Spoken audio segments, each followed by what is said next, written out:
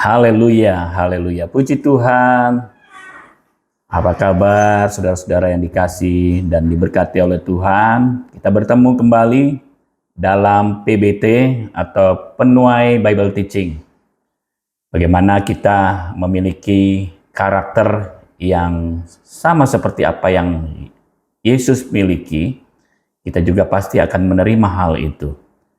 Baik, puji Tuhan, kali ini tema kita adalah inspirasi atau inspiration, yang mana kita sebagai anak-anak Tuhan harus punya inspirasi dalam hal kita berkarya, dalam hal kita bekerja, dalam kita berumah tangga, dalam kita melayani.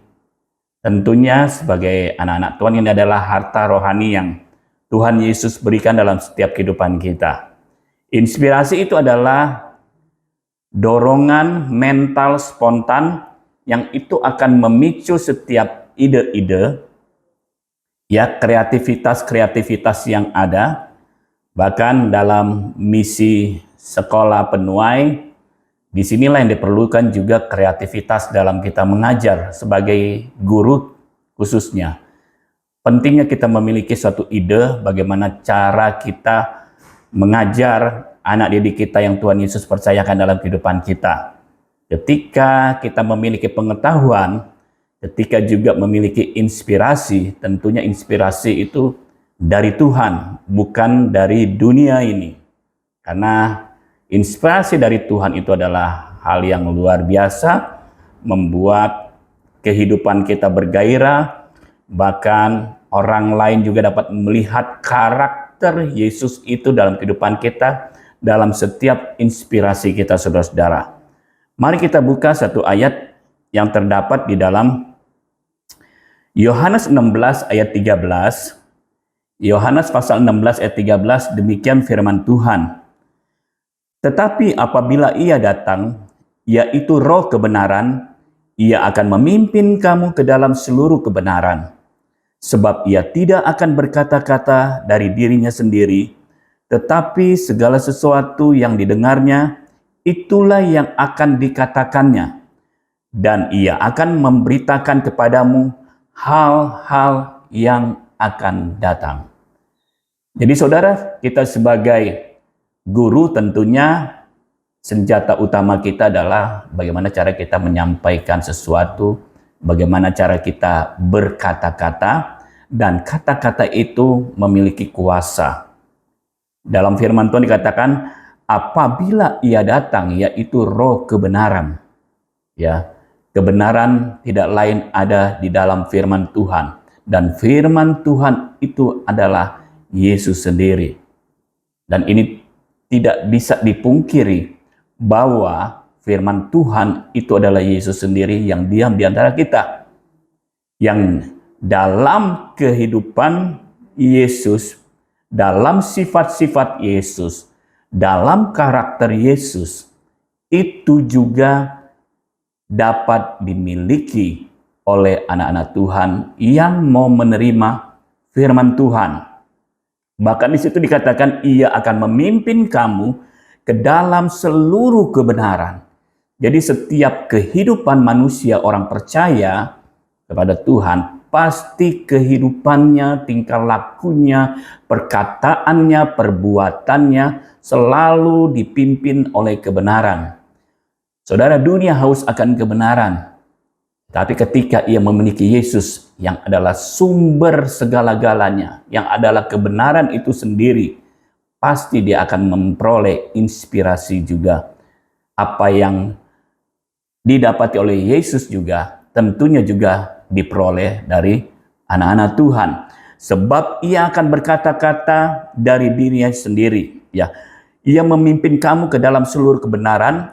Ia tidak akan berkata-kata, maksud saya, dari dirinya sendiri, bukan dari diri sendiri, bukan dari kepintaran diri sendiri, bukan dari akal manusianya sendiri, bukan dari dunia ini, tetapi segala sesuatu yang didengarnya, itulah yang dikatakannya. Ya, dan Ia akan memberitakan kepadamu hal-hal yang akan datang. Jadi bukan hanya hal-hal yang sekarang ini, bahkan nanti. hal-hal yang akan datang.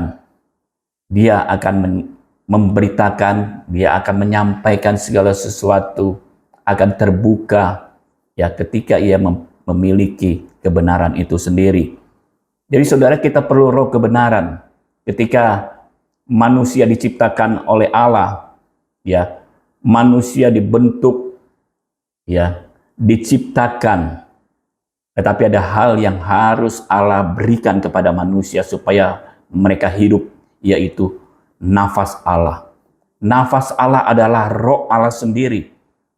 Jadi ketika Allah berfirman, jadilah manusia, maka semuanya jadi. Manusia jadi, semua alam ciptaannya juga jadi lewat perkataan. Dan kita tahu roh adalah udara, ruah, nafas, angin. Jadi ketika Allah berkata-kata, menyampaikan firman-Nya, maka jadilah manusia. Itu lewat roh. Jadi pentingnya kehidupan kita juga memiliki roh Allah sendiri. Kenapa? Karena kita tahu Allah kita adalah Allah yang berkuasa. Tentunya Yesus itu juga adalah Yesus yang berkuasa. Bahkan Roh Kudus adalah roh yang berkuasa. Ketika Yesus naik ke surga, dia melihat keadaan murid-muridnya.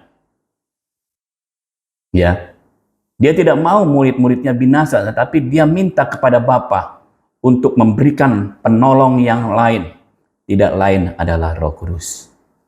Jadi penolong kita adalah Roh Kudus, saudara-saudara. Bukan hanya dia membantu kita, tapi bagaimana dia akan berkarya dalam kehidupan saya dan saudara. Lewat guru-guru, lewat anak-anak, lewat orang tua. Perkataan-perkataan ini perlu ada dalam setiap kehidupan anak-anak Tuhan, saudara-saudara. Orang yang hatinya terbuka bagi Yesus, bagi Kristus, yang adalah sumber kebenaran itu pasti memiliki batin, atau pasti juga ia memiliki pola pikir yang sama juga dimiliki oleh Yesus. Ya, setiap apapun yang dilakukan selalu disertai oleh firman Allah. Ya, firman Allah adalah Allah sendiri. Dan ia akan menuntun kita kepada kebenaran. Dalam 1 Korintus 2 ayat 10 sampai pasal yang ke-16, dikatakan, karena kepada kita Allah telah menyatakan roh oleh roh, sebab roh menyelidiki segala sesuatu, bahkan hal-hal yang tersembunyi. Kita dapat mengerti segala rencana Allah. Kita dapat mengerti segala rahasia-rahasia Allah. Semuanya karena apa? Karena kita menerima roh yang daripada Allah itu sendiri. Ya. Jadi di sini Rasul Paulus menggunakan ilustrasi untuk memudahkan kita untuk mengerti maksud Tuhan. Tidak ada seorang pun di dunia ini yang mengetahui batin isi manusia orang lain. Orang lain dapat mereka-reka orang, ya, seseorang, ya. Tetapi kita tahu, kita punya kepekaan ketika kita memiliki Roh Kudus yang adalah sumber inspirasi kita. Kecuali roh yang ada orang tersebut ini memberi kita pengertian bahwa Roh Kudus mengilhami hati orang yang menyambut Injil. Ketika ia menerima Injil itu, dia ada ilhaman, karena inspirasi itu adalah dalam KBBI adalah ilham. Ya, bagaimana dalam kehidupan kita memiliki karya-karya, kreativitas yang dapat membanggakan Tuhan, dapat menjadi berkat juga bagi banyak orang. Ya, siapa gerangan di antara manusia yang tahu apa yang terdapat di dalam diri manusia selain manusia sendiri yang ada di dalam dia? Ya. Dan karena kami nafsirkan, demikian pula lah, maksud saya demikian pula lah tidak ada orang yang tahu apa yang terdapat dalam diri Allah selain roh Allah.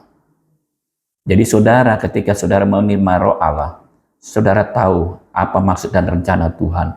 Saudara tahu rencana, saudara tahu sifat-sifat Tuhan, sifat-sifat Allah dalam kehidupan, karena sama.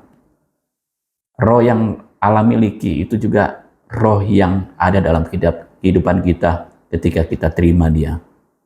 Kita tidak menerima roh dunia, tetapi roh kita berasal dari Allah. Ya, walaupun kita hidup di dunia ini, tetapi kita memiliki roh Allah. Sehingga itu yang akan memampukan kita, membenarkan kita, memberikan kita inspirasi bagaimana cara kita melewati segala hal-hal kehidupan di dunia ini, saudara-saudara. Ya. Manusia duniawi tidak menerima apa yang berasal dari roh Allah. Ya, karena hal itu baginya adalah suatu kebodohan dan ia tidak dapat memahaminya sebab hal itu hanya dapat dinilai secara rohani. Ayat berikut, tetapi manusia rohani menilai segala sesuatu, tetapi ia sendiri tidak dinilai oleh orang lain. Sebab siapakah yang mengetahui pikiran Tuhan sehingga ia dapat menasihati Dia, tetapi kami, yaitu Roh Kudus dan rekan-rekan. Maksud saya, Paulus dan rekan-rekannya, mereka dapat memiliki pikiran Kristus. Jadi bagaimana kita memiliki pikiran Kristus, pola pikir Kristus, terima inspirasi dari Roh Kudus. Karena Roh Kudus itu adalah roh Allah sendiri. Ya, orang yang telah menerima Kristus tidak menerima roh yang ada di dunia ini atau pola pikir dunia. Sifat-sifat tabiat dunia kita tidak akan lakukan itu karena kita memiliki roh yang daripada Yesus. Tetapi menerima pola pikir Kristus. Itu sebabnya orang yang menerima Kristus tidak menganggap salib sebagai suatu kebodohan.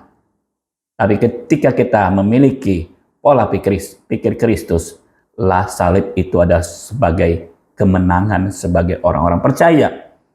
Ya. Terima Yesus, terima inspirasi Roh Kudus, karena di situ adalah kekuatan Allah yang memiliki kehidupan kita sesungguhnya. Sehingga hidup kita semakin hari semakin berkenan. Kehidupan kita semakin hari semakin sempurna di pemandangan Tuhan. Tuhan Yesus memberkati. Sekali Yesus, tetap Yesus. Beriman, berilmu, berkarakter, dan bertalenta. Tuhan Yesus memberkati.